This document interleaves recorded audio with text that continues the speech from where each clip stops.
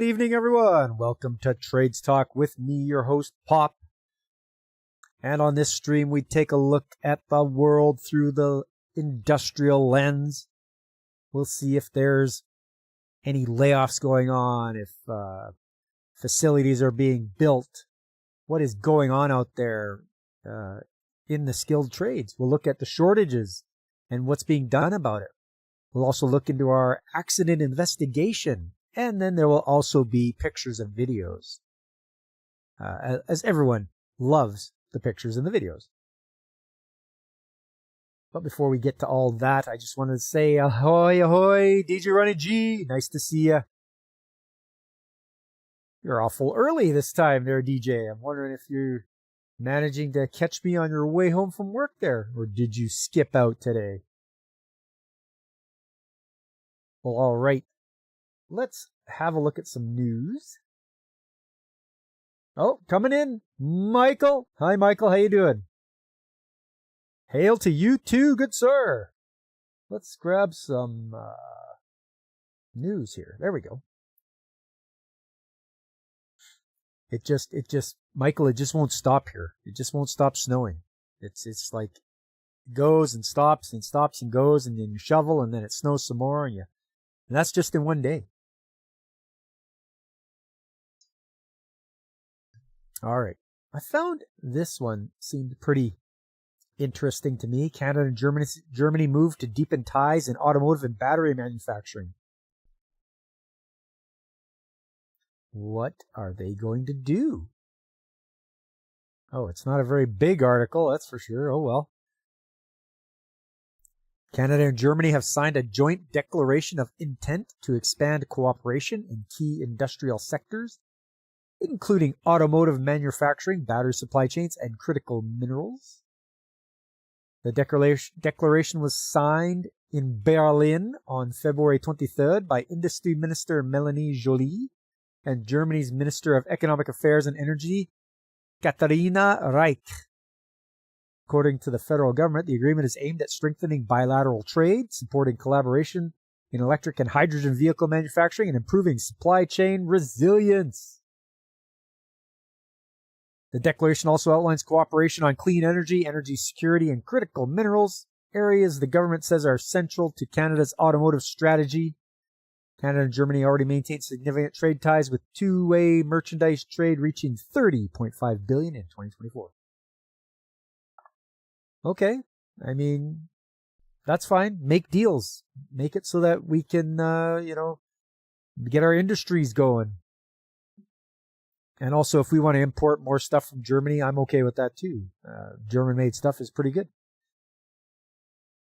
Hey, Alex, how you doing? Grabbing a seat? All right, welcome.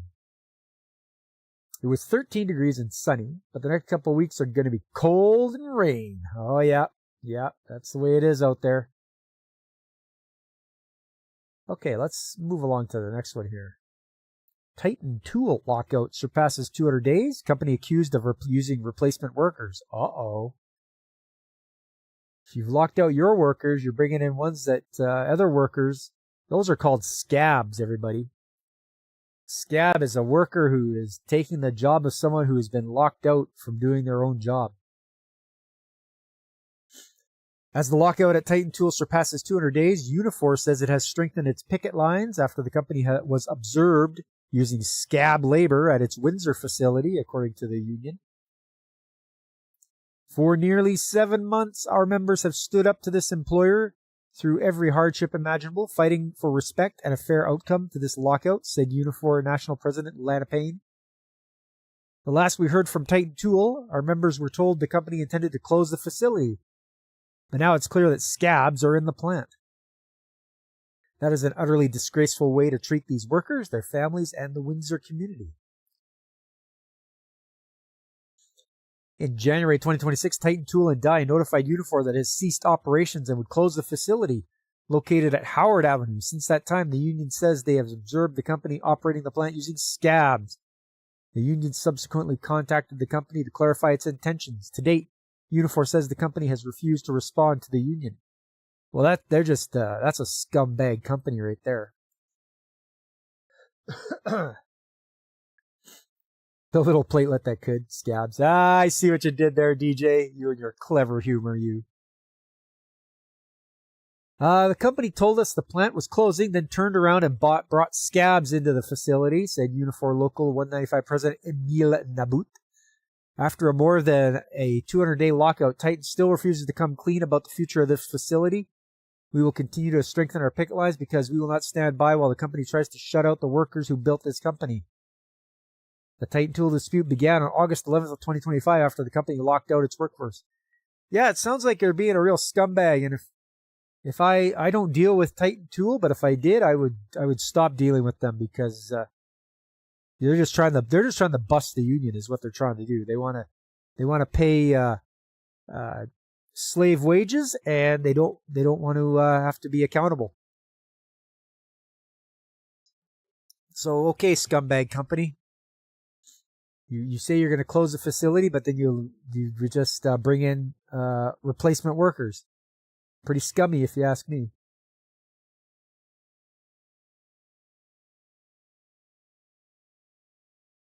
Ontario launches a new critical minerals strategy. What is your strategy, Ontario?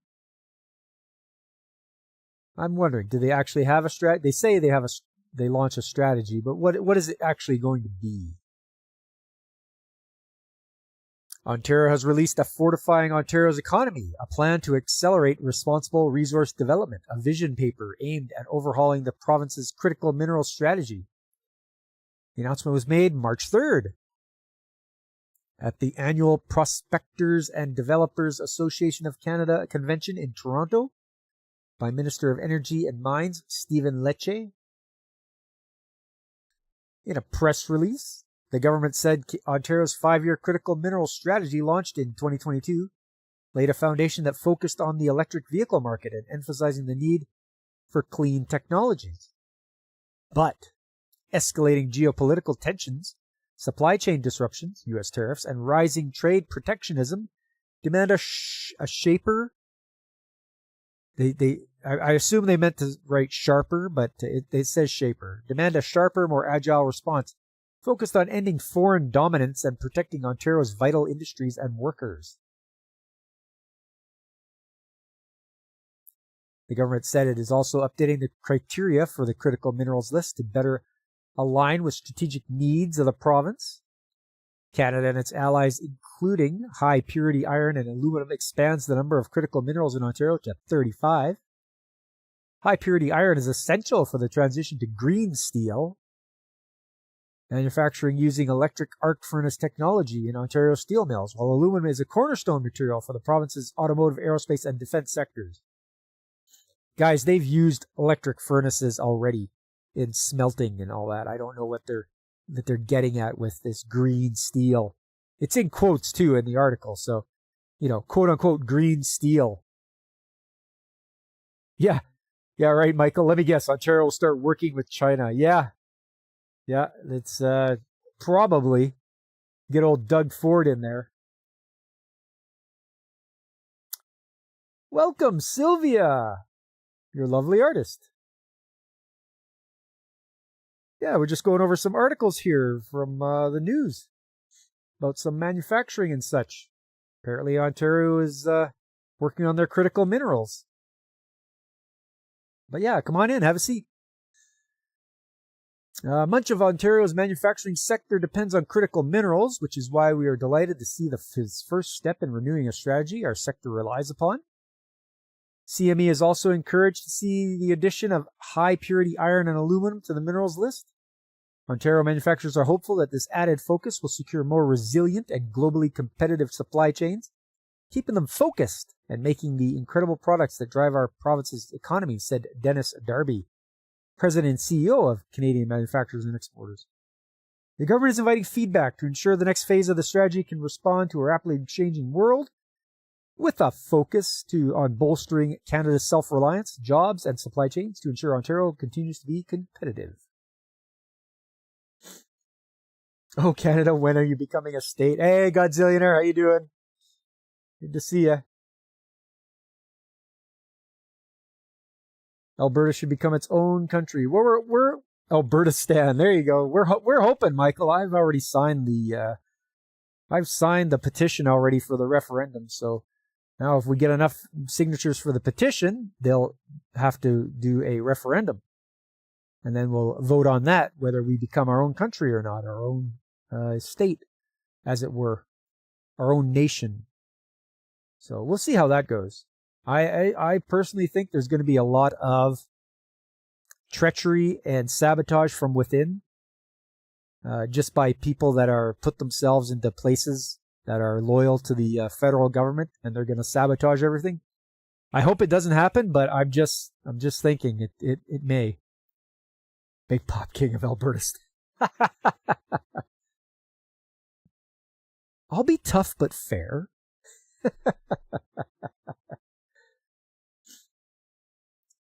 Okay, and the next one, Canada's manufacturing sector improves for second straight month. That's okay. We'll skip by that. Let's get over to some of these articles that I saw. This one here from Money Sense. Skilled trades, the overlooked path to global job opportunities. Yeah, because people in power will let you vote them out of power? Sure. That's right. Exactly, Godzilla. You'll sell your place and move back if it happens? Really, Michael? Wow. I mean, we'd be glad to have you. I mean, you were here anyway in the first place. You moved to where you're at now.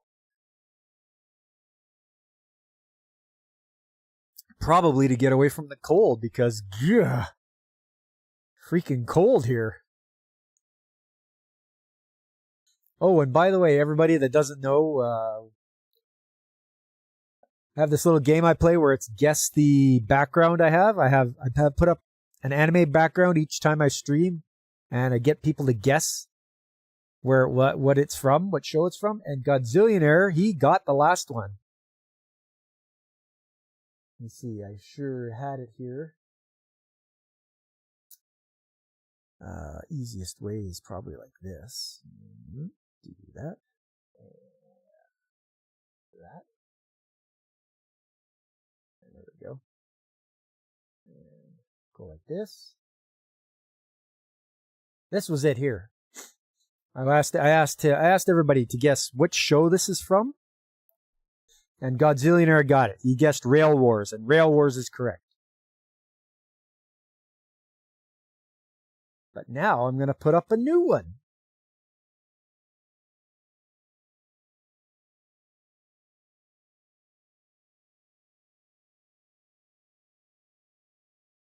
What show is this?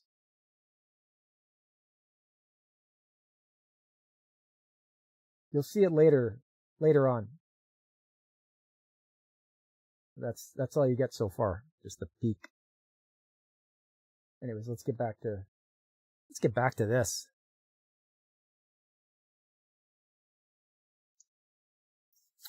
When you think about careers that give you the opportunity to work abroad, skilled trades might not spring to mind, but they should. Demand for tradesmen continues to climb, and these roles remain relatively insulated from AI thanks to manual skill, real-time problem solving, and in-person expertise they require. The result is a career path that can deliver both stability and mobility. In this article, we explore new research from HomeStars, the home service hiring program, highlighting an awareness gap around trades careers, including the potential they offer for international work and relocation. Anime is gay. It is not.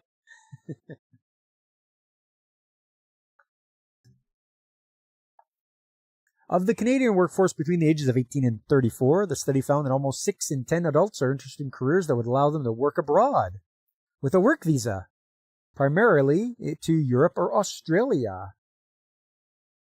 The study went on to show that 49% of all Canadian adults were interested in careers that offered opportunities to work abroad. If you're curious about regional attitudes, you might be interested to learn that residents of Ontario, closely followed by Quebec, were most keen on jobs with travel opportunities. Yeah, sure, anything to get out of their provinces, right? Nearly 50% of Ontarians said they would explore job options that allowed emigration.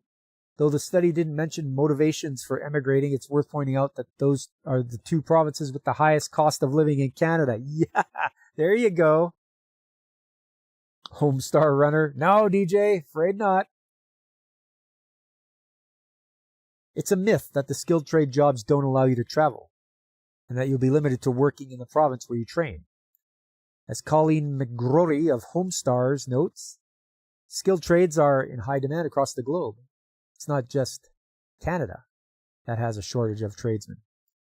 According to the U.S. Institute for Quality, over 1/3 of skilled workers in many countries around the world are over age 50. These industries aren't training enough young people to replace these skilled workers as they retire.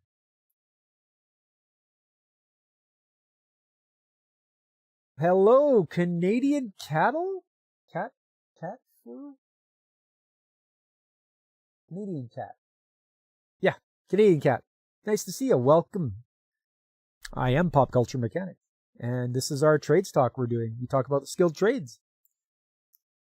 And we're just going through an article right now about how people can travel if they work in the skilled trades. You swear the only people who move to Ontario and Quebec are Asian? I don't know. I think Vancouver has a pretty big Asian population. Just look at Richmond and Vancouver. South Vancouver, too. Let's keep going with the article, though. Fortunately, this shortage of vocational workers can play to your advantage if you are hoping to move for work. But unfortunately, only half of young people are aware that skilled trade jobs give them the opportunity to emigrate. McGrory says Homestar's study reveals the disconnect between Canadian career goals and awareness of opportunities that exist with skilled trades. Well, thanks, Canadian Cat. Appreciate the sub. That's nice of you. Yeah. Oh, we got okay. We got a bit to go on this article here.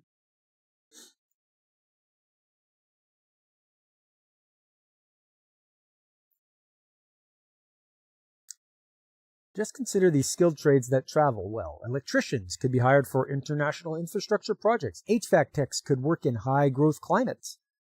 Or welders might be chosen for shipbuilding or energy projects overseas. And there may be competition to hire construction project specialists in regions that are experiencing a boom in growth.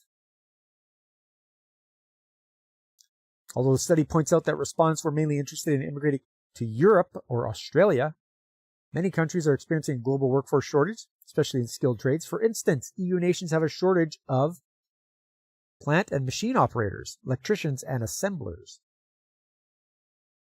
The flexibility offered by skilled trades might be especially appealing to younger workers, 34% of whom express interest in retraining in a vocation, compared to just 23% of older workers. With the continued rise in remote work, young people may be considering all work options that offer flexibility and travel opportunities.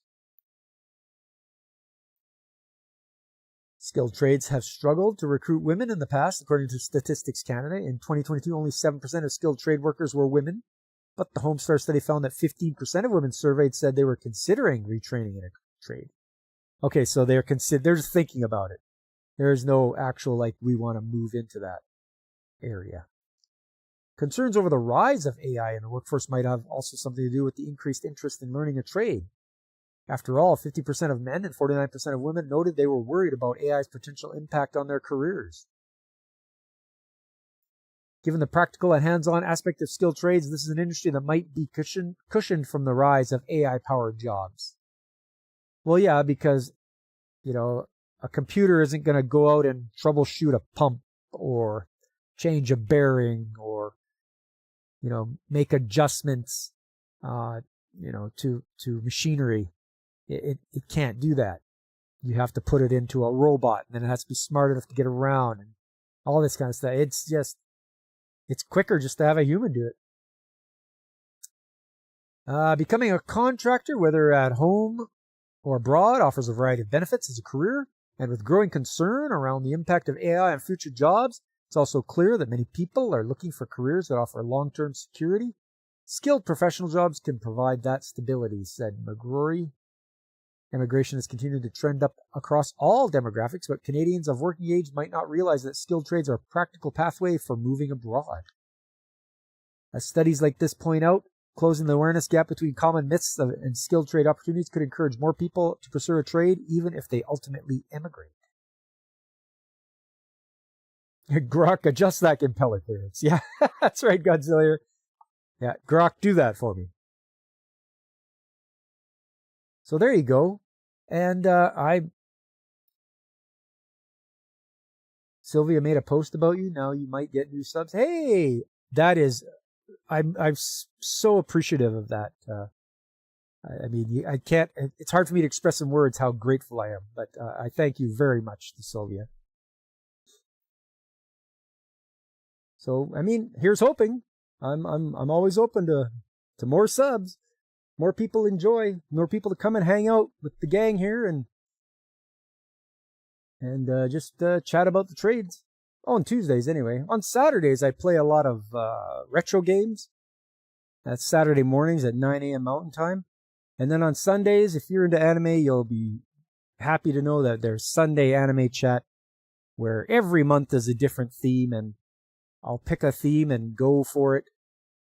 And March is all about the movies. So it's March Movie Mayhem, and I'm going to watch and showcase a different movie every Sunday.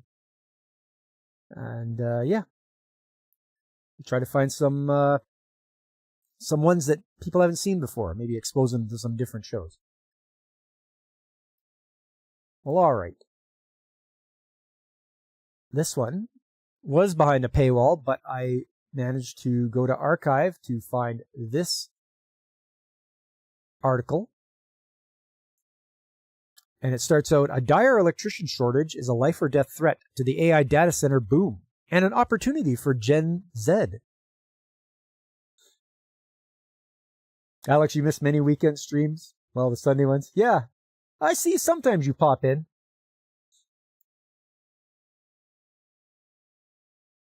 But I'm glad you managed to make it for the Trades Talk. Okay, this is from, who's this from again? Oh yeah, Fortune magazine. Okay. And so it looks like they start out here. When Nicholas Bowman was in high school, he thought his next steps were already mapped. He'd get a college degree and land a stable, high-paying job. Enjoying this kind of economic mobility, higher education has long promised. But as application deadlines loomed, doubt crept in. What was so great about spending 4 years in classrooms taking tens of thousands of dollars in debt and still facing no guarantee of a solid living? Dracule Mihawk. Hey, how you doing? Welcome. Welcome in. Glad to see you. I take it calling yourself Dracule Mihawk means you're a One Piece fan. Yo, big fellow One Piece fan right here. Yes, indeed. I am all caught up in the manga right now. I'm really loving it. Man, there's a lot of good lore drop going on. And I am doing well, and I hope you are too. Welcome to the chat with everyone here. Who would have guessed there weren't great jobs for bachelor's degrees in basket weaving? Yeah, that's right, Godzilla.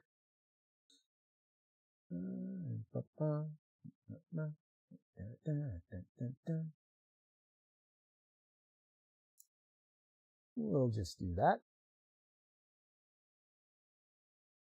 Oh, I appreciate the you subscribing, Dracule. Right on. Let's see. Oh, that's when a family friend suggested a different route, an electrical apprenticeship. Bowman is investigated, and it felt like a no-brainer. Hey, Vertex, how you doing? Nice to see you. Come on in. And for those that don't know, I am broadcasting on YouTube, but I also do Rumble and Kick and Twitch just to cover my bases. So I'm streaming to all those platforms. You know, if YouTube isn't your platform of choice, that's fine. I know some people just despise YouTube and they watch from the other ones. So, hey, whatever you like. All right, let's see. Back to the article here. He could start earning about $42,000 in his first year while taking classes with just 2 nights a week at his local IBEW chapter. That stands for the International Brotherhood of Electrical Workers. In Newport News, Virginia, by the time he graduates as a journeyman this summer, he expects to make around $71,000. And as he puts it, spend his days in a job he feels like he's playing with adult Legos. Bowman, now 22, is part of a growing wave of Gen Z workers reconsidering jobs once treated as not even worth their consideration. Electrical work, HVAC, plumbing, and other skilled trades. Part of that shift is cultural. There's less stigma, more TikTok visibility, and more open talk about student debt and wages. But part of it is economic. Many entry-level white-collar jobs are feeling more like pits than ladders. Companies have been rethinking their hiring practices as questions around the future of work spiral in the wake of the rapid adoption of artificial intelligence. Brotherhood? Your lack of inclusivity is disturbing. Hey, that's not me. I'm just reading the acronym.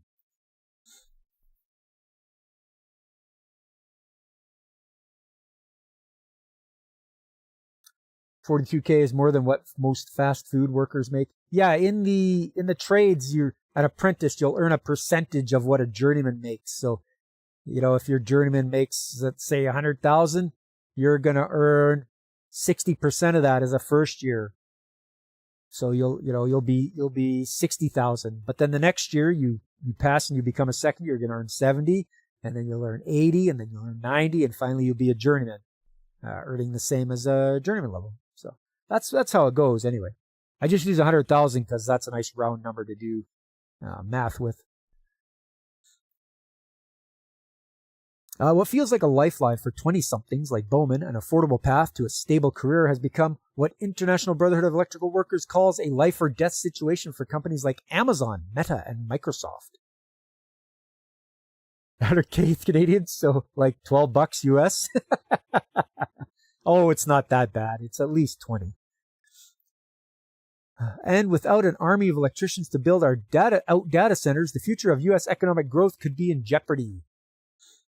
I don't understand, guys. I hope people can help me understand why these data centers are going to be the economic growth of the U.S. It's just for AI.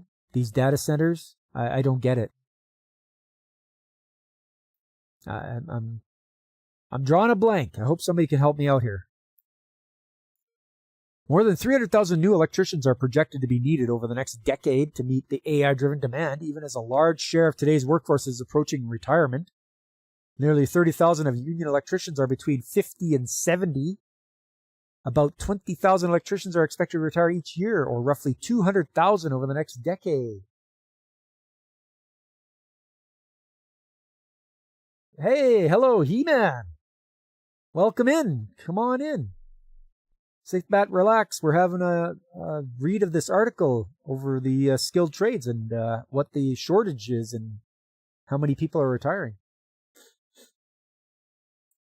DJ, they're overbuilding. Are they overbuilding the data centers? And let's keep building data centers in the south where it's warm as anything and paid through the nose for cooling. Yeah, that's right, Godzillionaire. And randos are buying any part, even unrelated to AI. Parts will drop by 2029. In the meantime, if they needed a hard drive, you'll have to eat the cost. Get it now. Prices will rise in the meantime. Good warning for DJ Ronnie G. Hey, thanks for the sub, He-Man. Appreciate it. Hope you keep fighting Skeletor. Hate that guy. Either the need will be met, or they'll have excess. Probably the latter. Misdirection of resources tends to do that. Oh, yeah. Good thinking there, DJ.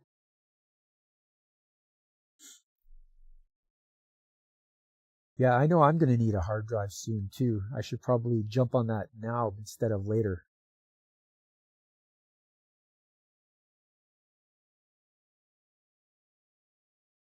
Let's see, where do we leave off here? That means that to meet the lofty expectations around AI, the country needs hundreds of thousands of Nicholas Bowmans, and big tech and local electrician unions are pulling out all the stops to find and train them. Data centers, warehouse-sized facilities packed with servers, power gear, and cooling equipment that provide the computing power are nothing new. They've been spreading across the world since the early 1990s, powering everything from your iPhone's camera roll to international financial markets. Is that true? Powering your iPhone's camera roll? I thought it was your iPhone itself should hang on to your pictures. I know if they ask you want to put it in the cloud, it's just going to a data center, but yeah, I don't know about that.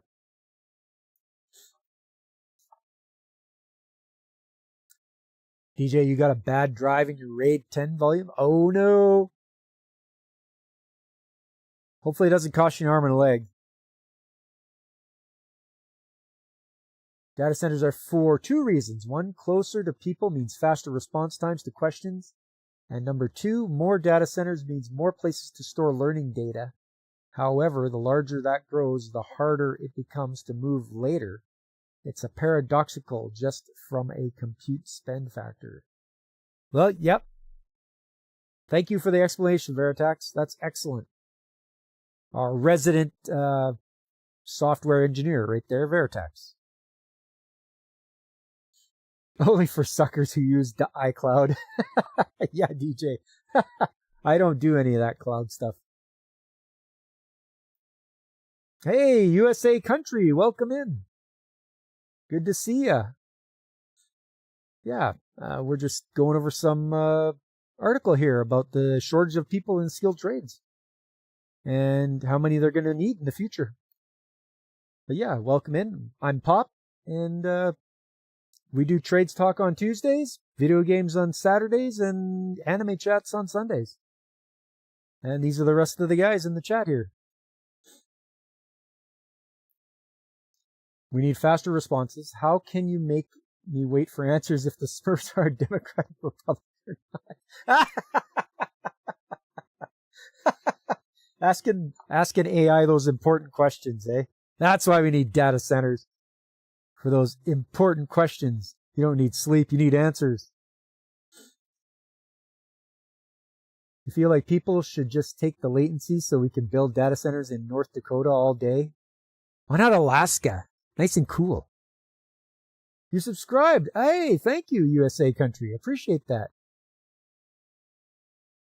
And I have a lot of people in the chat from the USA. They're great people. I sometimes wish I was in the US. Because I like freedom, and I like the Bill of Rights and Freedoms and the Constitution.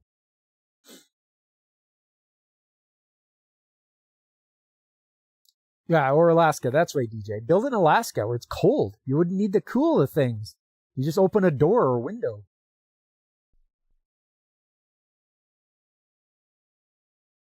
Hello, Lily. Welcome. Haven't seen you before. Great to have you here. It's nice to see a bunch of new faces popping in. All thanks to Sylvia. I really appreciate that. Greenland Data Center, USA. That's what they want Greenland for. One big giant data center. I'm an honorary American, just like your friends from the Philippines, except you don't have to file with the IRS. Yes. Yeah, please don't sick the IRS on me. Those guys, boy, I tell you. Ruthless. I appreciate that, Lily. Really, I do. Much appreciated. It's nice to see all the new faces coming in.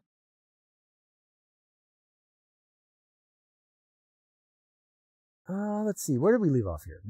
What's changed in recent years is the speed and the scale at which they're being built. McKinsey estimates data center investment could reach a cumulative $6.7 trillion globally by 2030 to meet AI-driven demand, triggering a wave of construction unlike anything the industry has seen.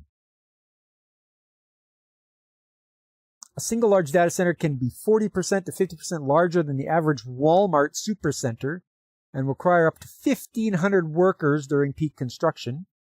And as companies race to build even more powerful AI models, those facilities are getting bigger still. Meta's Hyperion AI data center project, for example, is expected to scale 4 times the size of Central Park. Looks like Central Park has competition there, DJ. Care to comment on that? 4 times the size of Central Park. Welcome, your local book writer. Hello to you, too. It's great to see you. Welcome. Thank you for stopping by.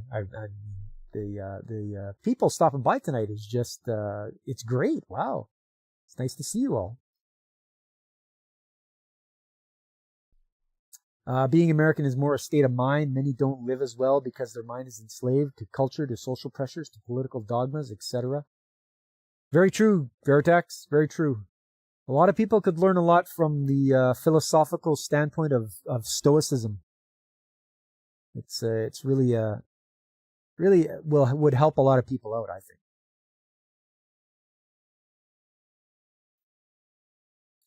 You're a local book writer. Thank you. You subscribe. Hey, thanks. Man, I really appreciate that. It's great to have you here, and I hope you enjoy being here.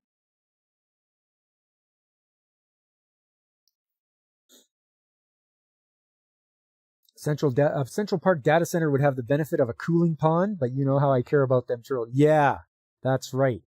And for those that don't know, DJ Ronnie G, he has his channel on YouTube, and he does his Monday show on Thursdays. And he talks about tech, turtles, and astronomy. So if you want that, you got to check out DJ Ronnie G. Especially his turtles. They're cute. He's got a permanent camera on him too, so you can always tune in anytime, and he can flip over and see his turtles.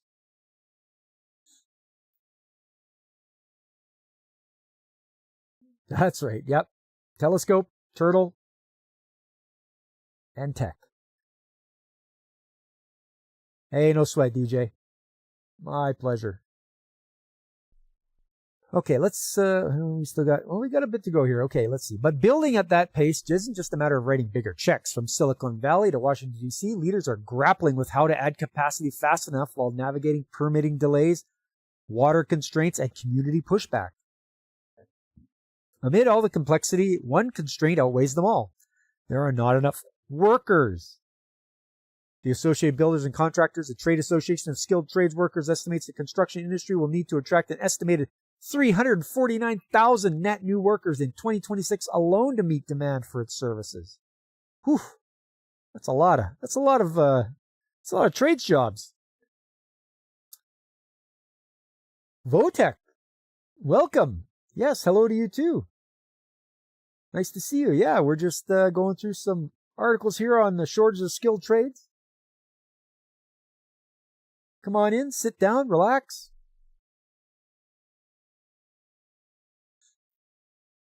Let's see, where do we go here? But for data centers, electrical work isn't just one trade among many. It's the spine of the project. Electrical work accounts for about 45% to 70% of total data center construction costs, according to IBEW, a troublesome constraint considering the supply and demand imbalances. The electrician shortage is quite dire, Daryl West, a senior fellow at the Brookings Institute Center of Technology Innovation, told Fortune. Those people are in short supply all across the country, and this has become a leading barrier to data center construction. For their part, tech companies are increasingly sounding the alarm on this need. A lack of electricians may constrain America's ability to build the infrastructure needed to support AI. According to a Google policy report, Microsoft has gone even farther, with President Brad Smith identifying electrical talent shortages as the #1 problem, slowing their data center expansion in the U.S.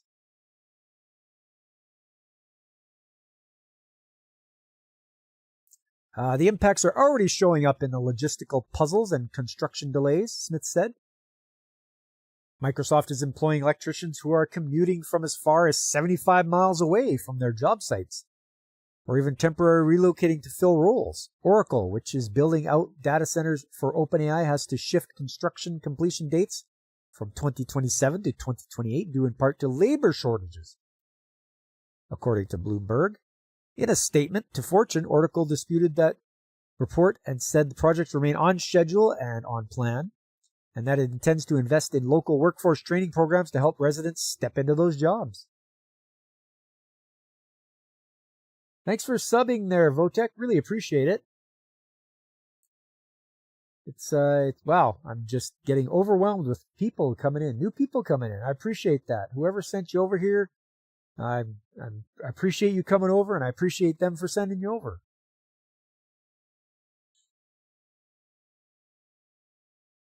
Let's see here. Google has made similar moves. Last year, it pledged $15 million and formed a partnership with the Electrical Training Alliance to expand the pipeline of electrical workers. The irony is hard to miss. The same companies remaking white-collar career paths with AI are discovering that their own growth may hinge on the very generation feeling the most economic whiplash from it. Yeah, the irony is not lost on me here. You're going to build these AI places with tradesmen so that the AI can take the jobs of the people that aren't in the trades. The demand for electricians is colliding with a moment of deep uncertainty for young workers. Among the class of 2023 college graduates, more than half were working in jobs that didn't require a degree a year after graduation. Unemployment on recent college graduates also slowly climbed to 5.6%, the highest in over a decade. Not including the pandemic. For years, the prevailing assumption was that college was the safest route to stability, even as tuition climbed and outcomes grew less certain. A 2012 Pew Research Center survey found that 94% of parents expect their child to attend college, regardless of whether the economic payoff was clear. Well, that's just ignorant on parents' end. Really, I mean, sending that kid to college, even if the payoff was unclear.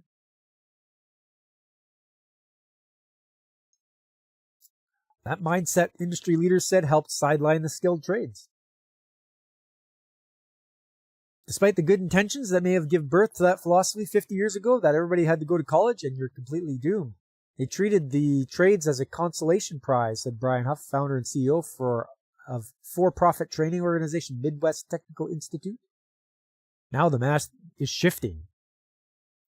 Enrollment in electrical programs across Huff's 4 campuses in Illinois and Missouri have surged more than 400% in the last 4 years, from less than 100 students to nearly 400 students. The average attendee isn't fresh out of high school, he said, but in their mid to late 20s, someone who tried other paths first and now is looking for something more reliable. It's never been brighter than this, Huff said. Who started his own career as a welder. The job prospects for anybody getting into this are going to be good, and they were good before, but now they're even better. Hey, Angel Moonlight, hello, welcome in. I am Pop Culture Mechanic, and we are going through an article about the shortage of skilled trades. And after we're done this, I think we're going to get into our accident investigation. The surge isn't limited to private programs. According to the National Electrical Contractors Association, applications for inside commercial apprenticeships increased by more than 70% nationwide between 2022 and 2024, from roughly 70,000 to 120,000, far more than the number of available positions. Ian Andrews, Vice President of Labor Relations and Large Contractors at NECA, said the scale of demand tied to data centers has sparked a blue-collar boom the electrical field has waited decades to see. Oh, thank you for subscribing, Angel Moonlight. I really appreciate that. And just, wow, the amount of people coming through, it's just, wow, this is incredible. I really appreciate you guys doing that.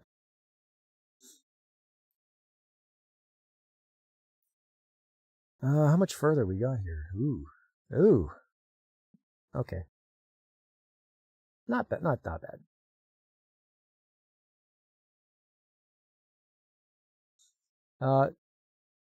There isn't a single path to becoming an electrician, but the most common route is an apprenticeship that typically lasts 4 to 5 years.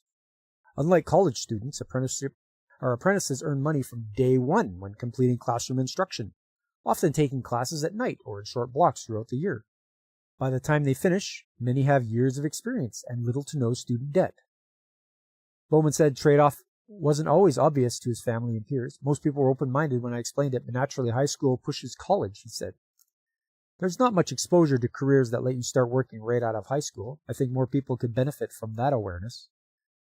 The financial upside can be significant, especially in regions experiencing a surge in data center construction.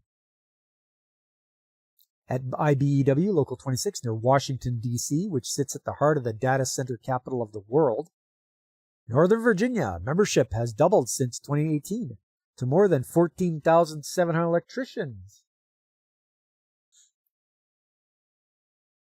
Apprentices start at roughly $26 an hour. By the time they complete their training, journeyman electricians earn about $59.50 an hour. Wow, that's really good. More than $120,000 a year plus benefits that often include health insurance and a pension. Add in overtime hours or being a foreman, electricians can make closer to $200,000 a year. Oof. Hello, Live Action Robin. Live Action Robin, like as in Robin from One Piece? Because if it is, then I'm a big fan. Because you got a number one Piece fan right here. But welcome in, come on in. We're just going over this article about this shortage, and it looks like electricians can make pretty good money when they're a journeyman. Other students begin at community colleges or trade-focused institutions, taking classes full or part-time before being hired by a contractor. Those programs can serve as on-ramps for students who want exposure before committing to a union apprenticeship or who are transitioning from another field. All right, yeah. Yeah, I like me some One Piece there, Live Action Robin. Data centers are going to be the new oil field, said Nathan Hall, Vice Chancellor of External Affairs and Public Relations at Delta Community College in Monroe, Louisiana. LA is Louisiana, right, guys? The jobs, he added, are reshaping the local economy, bringing steady income to families, and expanding apprenticeship pipelines in communities that have long been overlooked. On paper, becoming an electrician right now can look, as Bowman found, like a no-brainer. Earn while you learn, avoid massive student debt, step into strong wages, and work at the center of the AI infrastructure boom. But it won't be for everyone. The work can be physically demanding. Oh, you're an electrician. Don't give me this physically demanding stuff. What's the heaviest thing you lift? A reel of wire? Come on.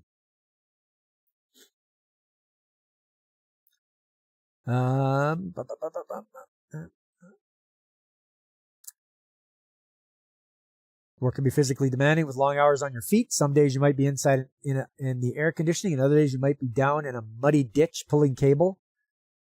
The lifestyle can be arduous. Add tight construction timelines, and overtime can become a norm. Work also often follows the project, not the other way around. Yeah, but overtime, you're either getting paid time and a half or double time in some places. He-Man says, oh yeah, ain't season 2 of the live action One Piece coming out this year on March the 10th? Hey, that's pretty soon. I don't know, I haven't seen live action One Piece, but yeah, I'll take your word for it.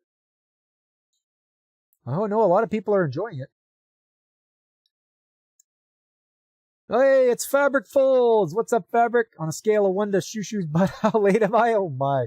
Your PFP is the latest in Luffy's crew. She's the original one.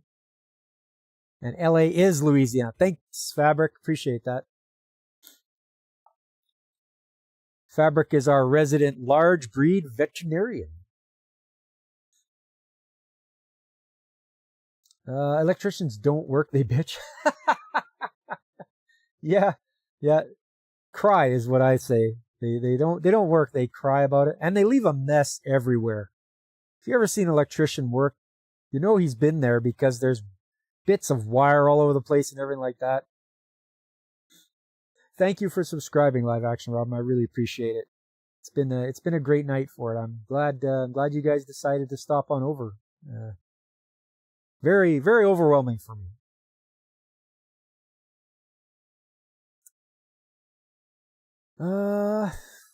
Managing the AI data center growth is like eating an elephant, according to Jason Didd, business manager for IBEW in Baton Rouge, Louisiana, just 3 hours south of Meta's massive data center project. At first, the elephant tastes good, but pretty soon you're sick of it, but it's endless. Every time you open your mouth to breathe, there's more elephant. So feast or famine is what he's saying. The work is. So honestly, I say when the work's there, go for it.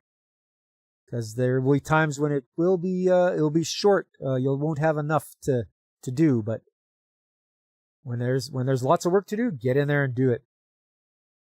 And then save your money so that you can, when the thin times come around, you'll be okay.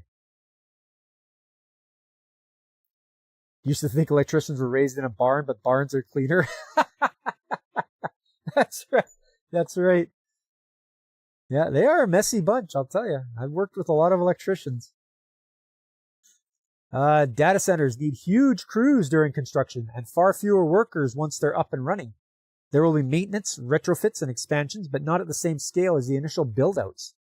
For workers, that can mean moving on when a project wraps or facing periods without a job lined up. During the 2008 recession, for example, nearly 1 in 4 of IBEW's construction members were out of work. As Dedden put it, sick as you are of eating it, even the biggest elephant ends. Then what are you going to eat? That's why you plan. You plan when you're done the job. Don't blow your money. Always save your money. Right? Buy what you need to survive, but sock some away off to the side so that when the jobs do end, you're not panicking. Smoker live action. Hello to you. Another One Piece fan. Look at this, eh? They're all coming out of the woodwork. I am a big One Piece fan. I've been reading it for a long time. I watched it when it was the 4Kids dub, and you know they had the pirate or the One Piece rap, which made me cringe so hard.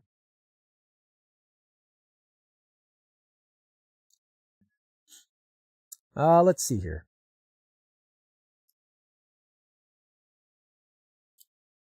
For many electricians, there's always been the trade-off. Long commutes or even weeks away from home might be tough, but it can bring higher paying salaries. Well, yes, there you go.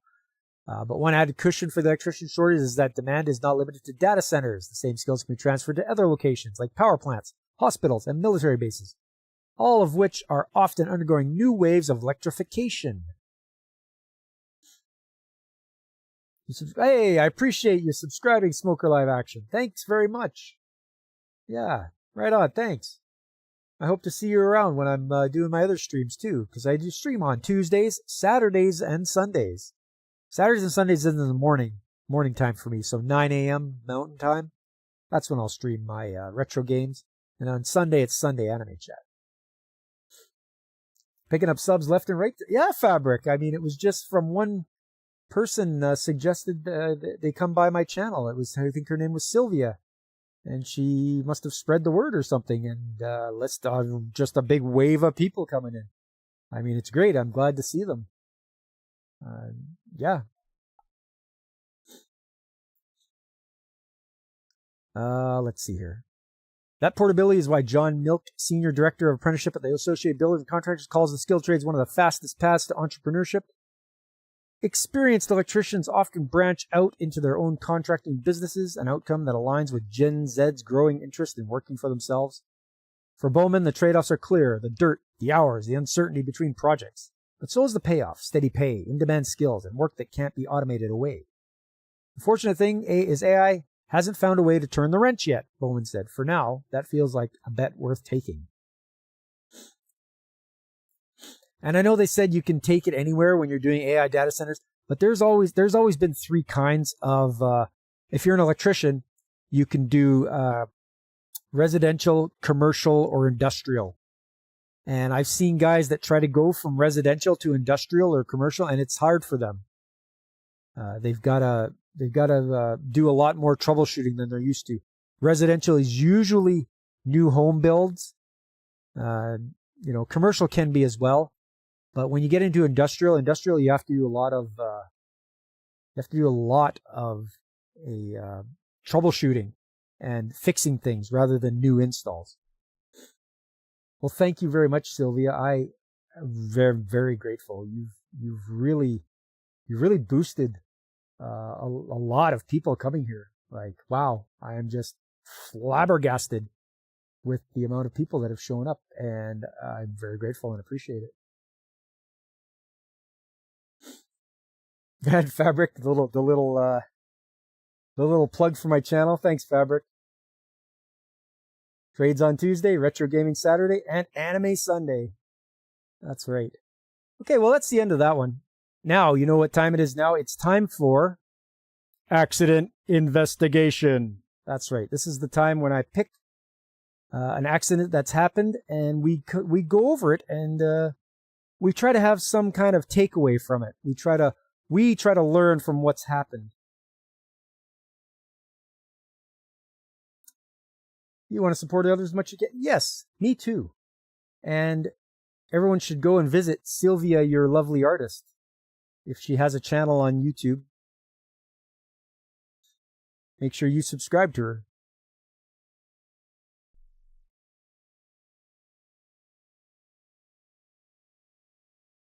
Yeah, Fabric, you're a real dame, he says.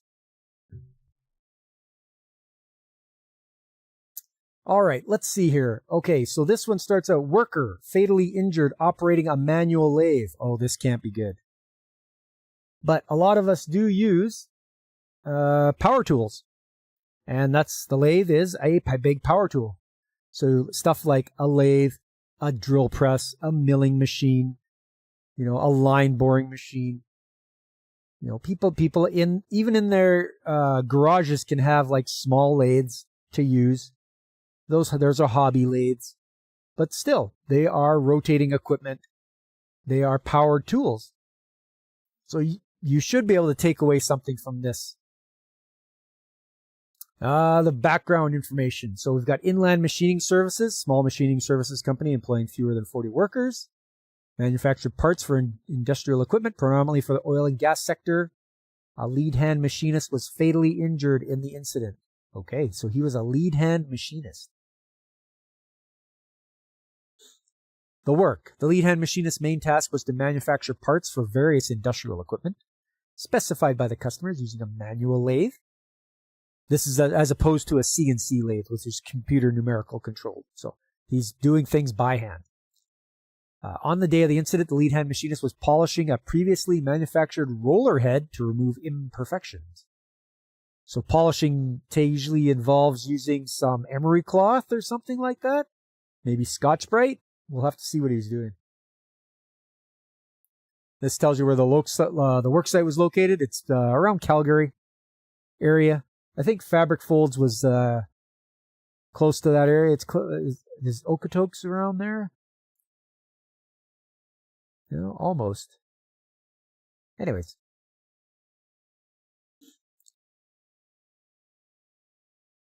There we are. There's the picture. There's the lathe involved in the incident. Was a European Lion engine lathe model, C10MS. There was no chuck guard or tool guard on the lathe at the time of the incident. Okay.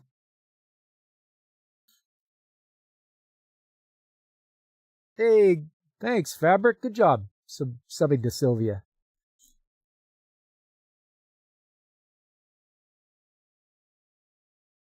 Yeah, Okotoks is south. There you go. All right, so that's the lathe. Let's see if we can get a closer look here. So it has this yellow guard you pull down when it's running. Looks like it even has a place here that you can block the chips flying out of it. At least I think that's what that's for. And something new that I haven't seen before is these things, these wires that come across. So I guess if you lean on those, or if you fall into the lathe, this looks like a micro switch that stops it. Just done. Same over here. Looks like here, you lean against that and it should stop the lathe automatically. I've never seen that before. This must be something just brand new. The workpiece mounted on the lathe was a stainless steel cylindrical roller head with threads ordered by a customer. Okay, yeah, that's okay. Yeah, threaded workpiece. The lead hand machinist was using an emery cloth to polish the rotating roller head. Yeah, okay, there you go. Ooh, this doesn't look good. That looks like glove. And there's the emery cloth. I'm not sure how big this piece is.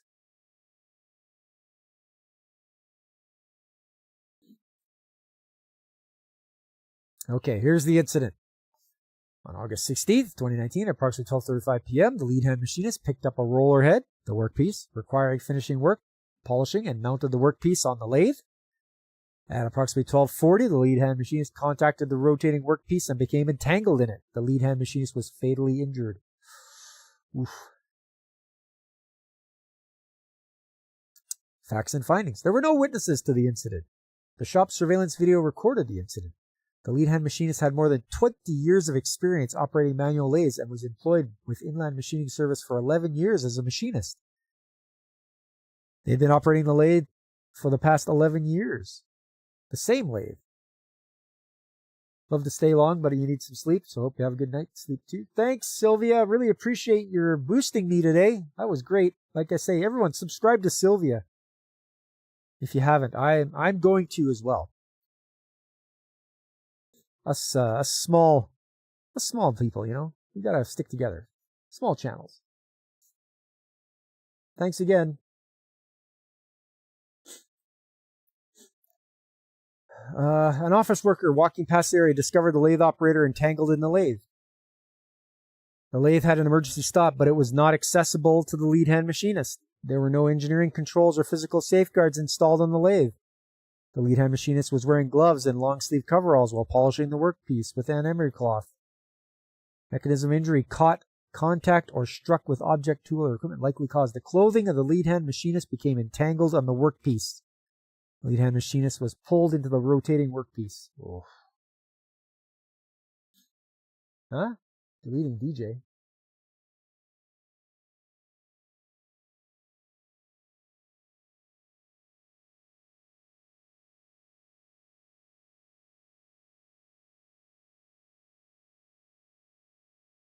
What's going on here?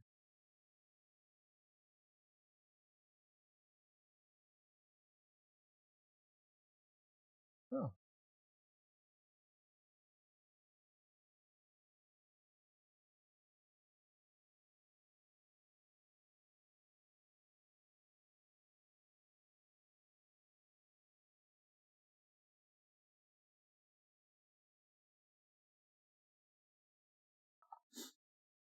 All right. Yeah. Well, I don't know what that was all about. I mean, nothing she said was anything bad, so.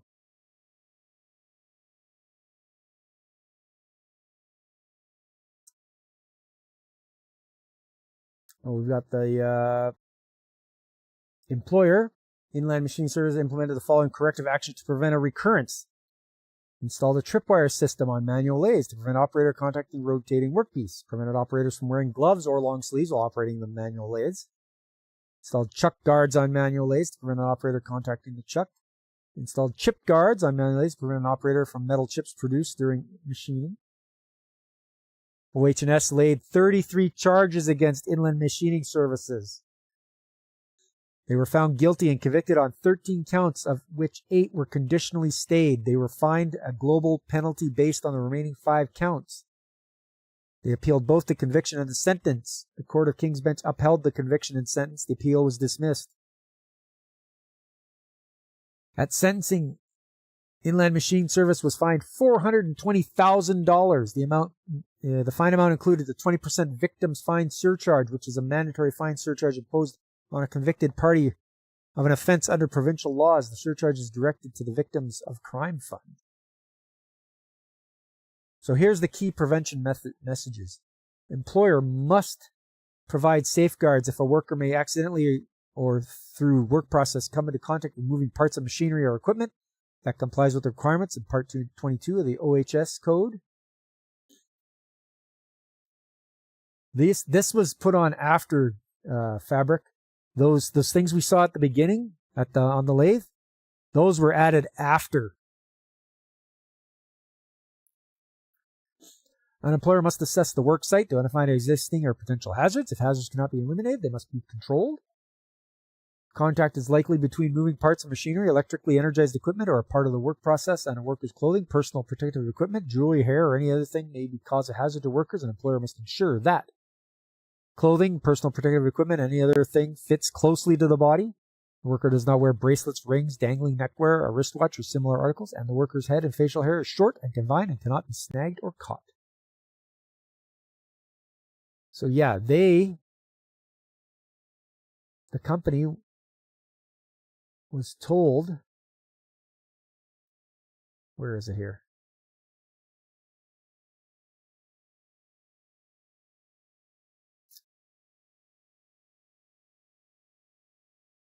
They implemented the following corrective actions. So they installed the tripwire system and the chuck guards and the chip guard. So the chuck guard and the chip guard, there's the chuck guard. They added this after. And the chip guard right here. And the wires. These were all added after the guy got pulled into the lathe. I don't know what happened to get him to get pulled into the lathe, the workpiece. What usually happens is that the person that is using the emery cloth grabs on it or wraps it around his hands. And you shouldn't do that. You should hold it with like your thumb and forefinger on each end. That way, if it gets caught, it'll just pull out of your fingers. But you don't wrap it around your hands and hold it tight. Either that or you push on it. And if he was pushing on it, it may have broke and he fell into the piece. I'm not quite sure, but this goes for any piece of equipment you're using. Are you using a drill press? Are you using a grinder? Are you using a lathe? A milling machine? If you're going to polish something that's on a lathe, the lathe is going to spin fast, and the lathe is geared so it doesn't stop. The lathe is not going to stall because you're getting in the way.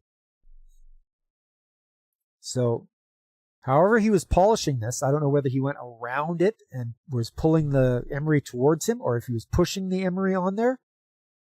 And if it broke, then he might have fallen in if he was pushing too hard, or if it had it wrapped around his hands and he was pulling, it might have grabbed it and pulled him in. But it happens in the blink of an eye before you even know it. So yeah, terrible thing to happen. And let that be a lesson for all of us here that deal with any kind of powered machinery. Respect it and be aware of it, because it will hurt you. And it will hurt you so fast you won't even be able to think. But that's our accident investigation. Remember, like I said, it can happen if you don't even have to operate a lathe. You can be operating something like a hand drill, anything, a grinder. Surely he didn't try and polish a moving lathe. Well, he was spinning it. I know he was spinning the workpiece. Like I say, when that workpiece is spinning, that lathe don't stop for nothing. Especially if it's a geared lathe. It's not going to have any kind of slippage. It's just going to go and go. And if you're caught in it, it'll go until the motor overloads. And that means you'd have to stop the chuck and then wait for the motor to kick out because it's drawing too much amperage. Yeah. Anyway, let's go to picture time. Yeah, it's picture time. It's picture time. Everybody loves picture time.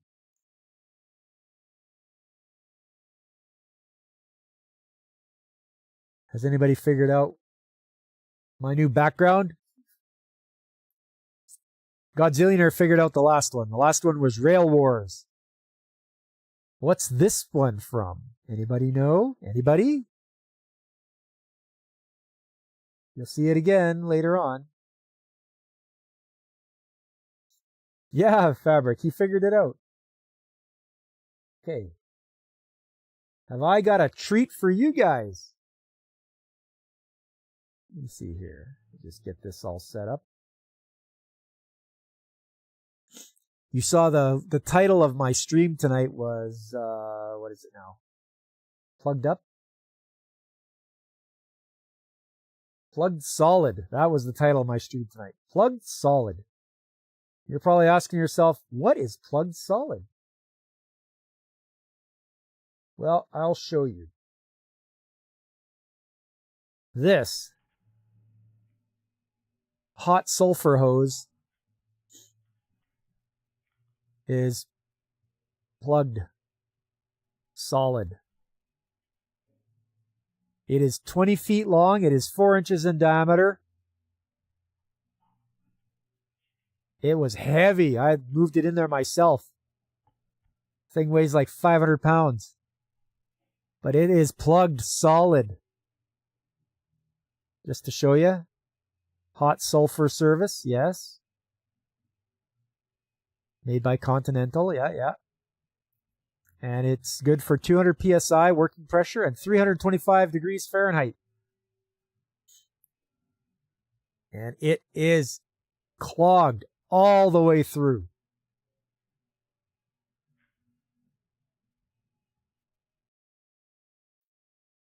So what do you do with a hose like that? How you get all that sulfur out of there? You could heat it up, try to melt it all out. Sulfur has a melting point of 315 degrees or 320 degrees Fahrenheit. You could try that, but then how do we get to stuff that's in the middle without damaging the hose? Well, let me show you. This is how you do it.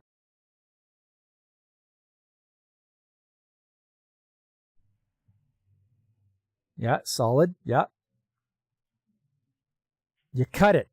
You cut it up and throw it all out because it's no good anymore. There, that's plugged. That's plugged. There's a piece of it there. Sulfur. Hard as a rock. Yeah. We'll look at this end. There we go.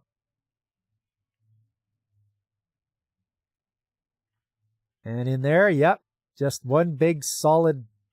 And then down here, there's more of it. So you take your hose that's 20 feet long and you cut it up into 5 pieces so that you could throw it out, because that's all you do. You throw it out and you buy a new one for $1,700. So here you go. And I cut that up using a cutoff disc and a grinding wheel, like a grinder and a cutoff disc. So I cut right around the entire circumference of that thing. You don't even waste your time, because there is such thing as wasting time on a futile attempt. There would be no way to save this hose. There's no saving it. So you just do the quickest thing, which is cut it up so it fits in the disposal unit that you have for sulfur, and then you buy a new one. $1,700, not $1,000, $1,700. That includes the cam locks on the end. Stainless steel cam locks, by the way. We use stainless steel so that it holds up to the sulfur.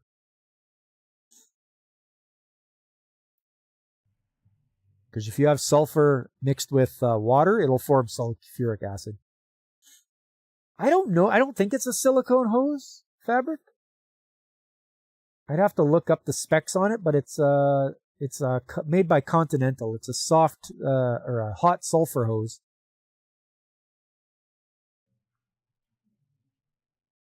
I mean, we can always look it up too.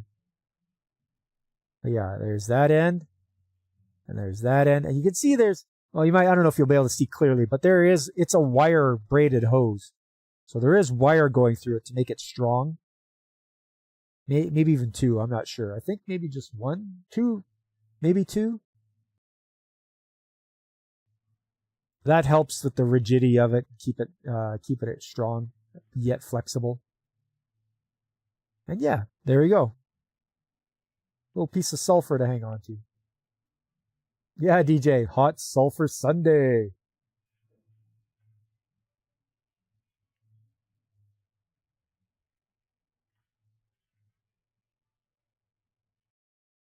Yeah, and then the ones on the ground.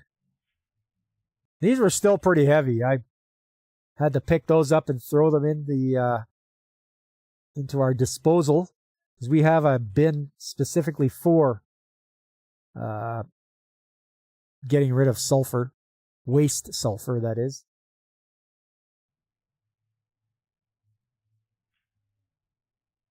So yeah, we can.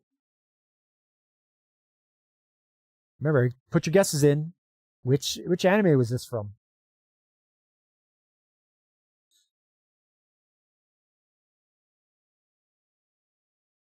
Just don't ask you to work as a 19th century matchmaker. No, DJ, we won't do that. We won't ask you to do that.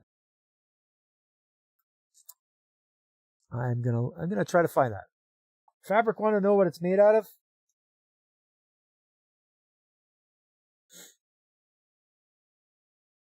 So we'll find out.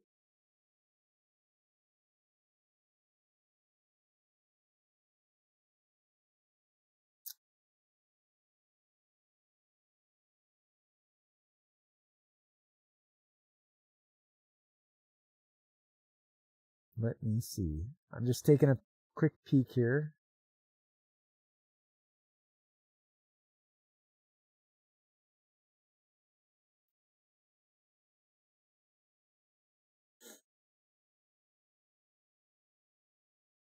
You love the smell of a sulfur slurpy machine in the morning.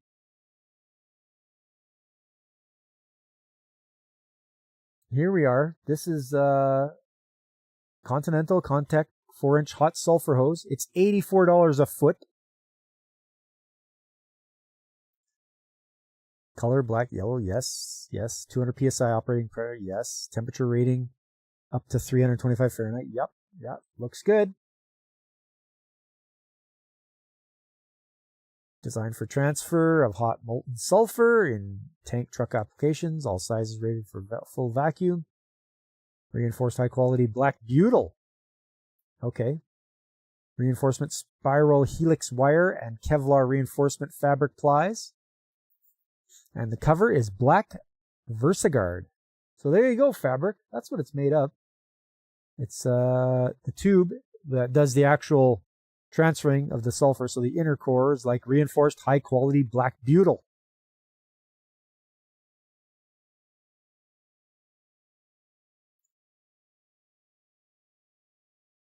Yeah, that's the one, all right. That looks exactly like the one. Sulfur service, 200 psi, 325. Yep, there you go.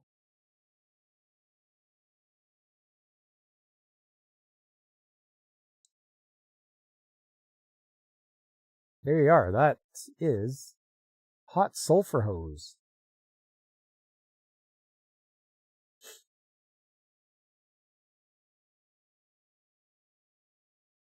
Let's see.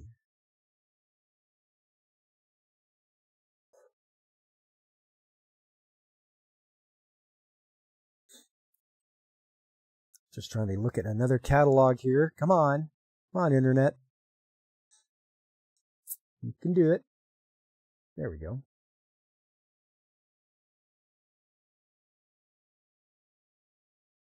It's Continental's industrial product catalog.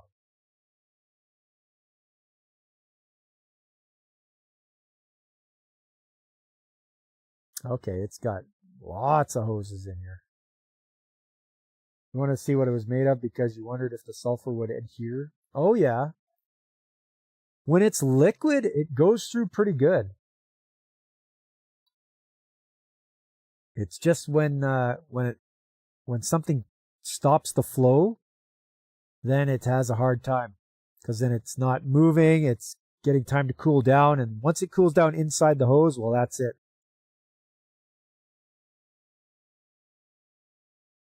Oh, yeah, they got all sorts of good stuff. Chemical transfer, marine material handling, mining, specialty. I don't know what it would be under, though. Can we do a look here? Where can we find? It doesn't have that, eh? Okay.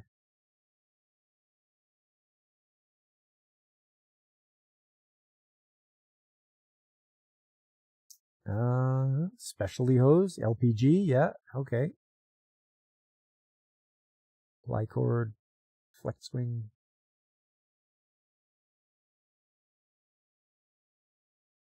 Hot tar and asphalt. Oh, you want to know how it happened? Okay. So when the delivery truck comes, they hook up with our hose. They open their valve, and then they open their breather on the top of the truck. Except this time the breather got stuck. And so it was pulling a vacuum, and he couldn't get the breather open, like the vent. And so that stopped the flow because you were pulling such a vacuum on it, and it wouldn't move after it got to a point where it like equaled out. If you would have gotten the vent open, it would have let the air rush in and let the material still flow, but it didn't. So that's what happened. The vent was frozen shut. The vent was frozen shut on the truck, and they couldn't get it. And so that's what happened.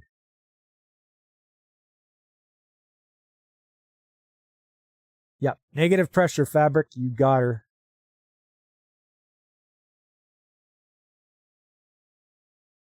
Just trying to find that hose if they have it here.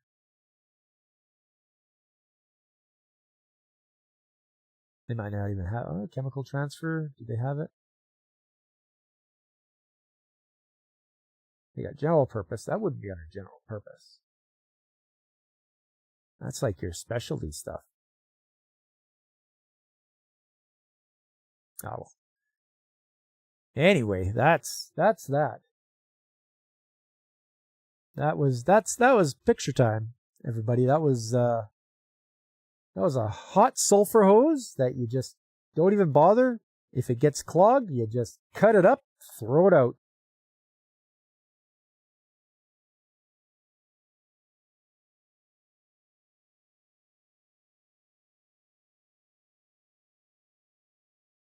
One more last look at the mystery anime. I'm wondering if anybody will guess.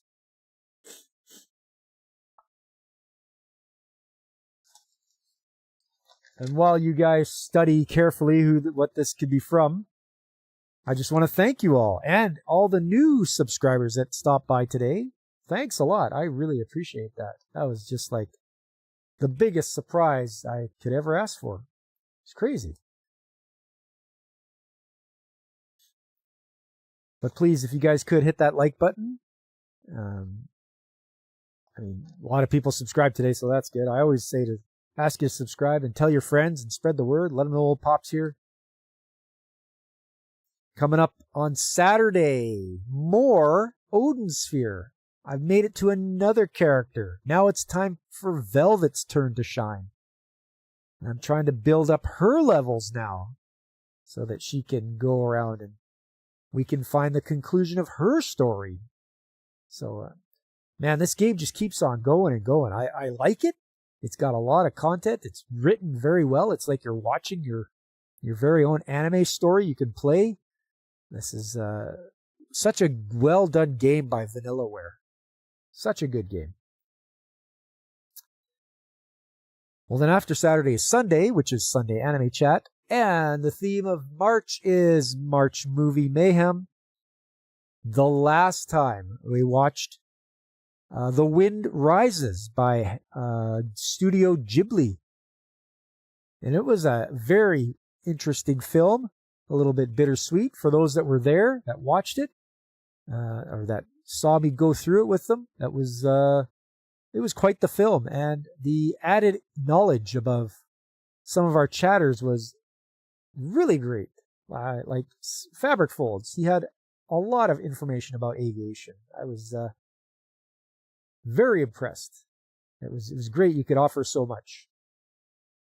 But that was last Saturday. This Sunday, or last Sunday, this Sunday, it'll be a different anime movie, so you're going to have to tune in to see what it is.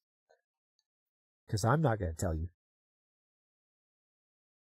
And then finally, we'll run right around to Tuesday. It'll be more trades talk again. And boy, oh boy, I got some good videos that I've took this week. So I didn't show them today, but they'll have to wait till next week to see some of the videos I took. You guys are in for a fun time.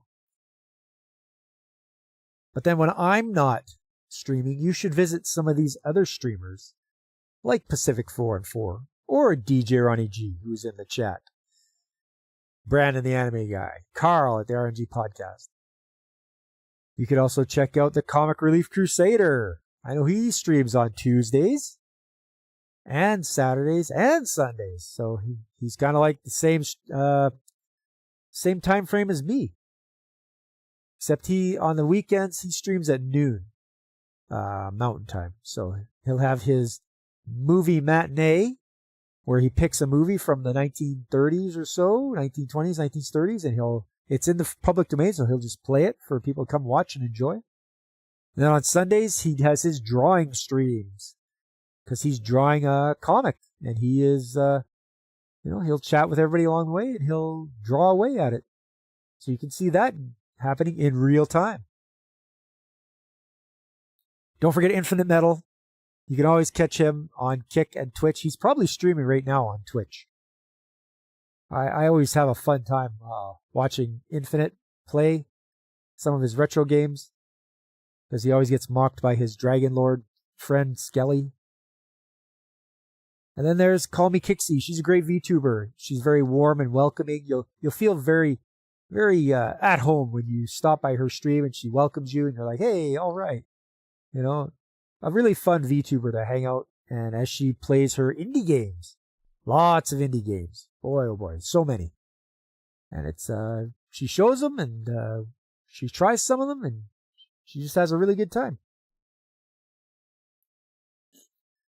But that's going to be it for me today, everybody. What a stream, what a fun time. 1,000 thanks to Sylvia for sending people over here. I am very, very appreciative. Everyone should subscribe to Sylvia. And I'm going to do that as well. And I hope you guys had a fun time, because I did as well. And I hope to see you the next time I'm streaming, which will be on Saturday. If you can't join me on the weekends, come by on Tuesdays. I'm always here. Until next time, everyone, I've been Pop, and I am signing off.